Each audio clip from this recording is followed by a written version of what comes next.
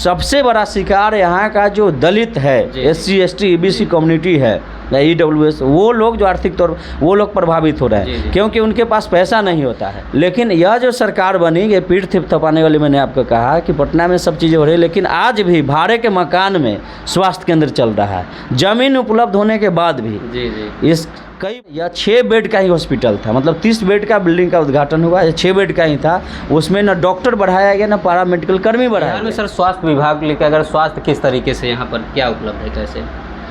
देखिए, स्वास्थ्य की हालत बहुत ही पुअर है जी। ये इसलिए मैं कह रहा हूँ कि इस पर कुछ हमने काम भी किया है। पिछले कुछ दिन पहले का हंगर स्ट्राइक भी हम लोगों ने देसरी जो PSC है वहाँ हमने किया था।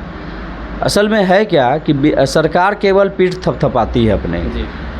हुआ क्या कि JP नड्डा जो केंद्रीय स्वास्थ्य मंत्री है, मंगल पांडे यहाँ के स्वास्थ्य मंत्री बिहार के, और मुख्यमंत्री नीतीश कुमार, तीनों लोगों ने पटना से रिमोट से एक साथ सैकड़ों हॉस्पिटल को PSC से CSC में अपग्रेड किया। मतलब बिल्डिंग बन गया, उसका उद्घाटन भी हुआ, बोर्ड भी लगा, सारी चीज़ें हो गई। लेकिन उसमें आप देखेंगे कि जो 30 बेड के हिसाब से जो डॉक्टर होना चाहिए, पैरामेडिकल कर्मी होना चाहिए और जो स्वास्थ्य का उपकरण होना चाहिए, वो नहीं अपडेट किया गया। केवल बिल्डिंग बना करके, साफ तौर पर कहा जाए कि ढोल के अंदर पोल। हाँ बिल्कुल, आप कह सकते हैं। और ये बात मैं यही नहीं कर रहा हूँ, ये RTI में जवाब आया बाज़ाब्ते स्वास्थ्य विभाग की ओर से कि यहाँ जो बिल्डिंग का उद्घाटन होने के बाद भी कागज पर यह 6 बेड का ही हॉस्पिटल था, मतलब 30 बेड का बिल्डिंग का उद्घाटन हुआ, 6 बेड का ही था, उसमें ना डॉक्टर बढ़ाया गया ना पैरा मेडिकल कर्मी बढ़ाया गया। तो ये एक ही हॉस्पिटल नहीं है देसरी, ऐसे सैकड़ों हॉस्पिटल है राज्य के अंदर जो ऐसा हुआ है। इस बिहार में ऐसी तमाम हॉस्पिटलें हैं। दूसरी बात ये है कि स्वास्थ्य को लेकर के एक आपको हम अभी बता रहे हैं, 2022 में हम लोगों ने एक दिया था लेटर स्वास्थ्य विभाग को कि यहाँ बगल में आपको एक APSC है नसरतपुर में, जंदाहा ब्लॉक में पड़ता है, वो भाड़े के मकान में चलता है। विकास सब तरफ हो रहा है, देख रहे हैं, रोड बन रहा है और दावे भी बड़े बड़े किए जा रहे हैं।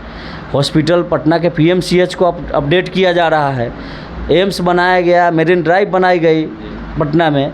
लेकिन आप याद कीजिए, जब कांग्रेस की सरकार थी तो उसने एक बनाया था नेशनल रूरल हेल्थ मिशन, राष्ट्रीय ग्रामीण स्वास्थ्य मिशन, जिसका काम था स्वास्थ्य सेवाओं का विकेंद्रीकरण करना।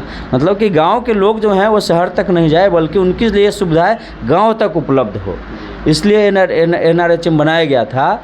लेकिन यह जो सरकार बनी, ये पीठ थपथपाने वाली, मैंने आपको कहा कि पटना में सब चीज़ें हो रही है, लेकिन आज भी भाड़े के मकान में स्वास्थ्य केंद्र चल रहा है। ज़मीन उपलब्ध होने के बाद भी इस कई बार हम लोगों ने लिखा, कहा सरकार को, फिर मुख्यमंत्री को भी हमने आवेदन अभी दिया था और उसका रिप्लाई यह आया है, वहाँ मुख्यमंत्री के जनता दरबार, ये मुख्यमंत्री सचिवालय में जो पत्र दिया जाता है उससे केवल भेज दिया जाता है विभाग को, और कहा जाता है कि पूरी तरीके से लापरवाही, वो कहा जाता है कि निष्पादित हो गया।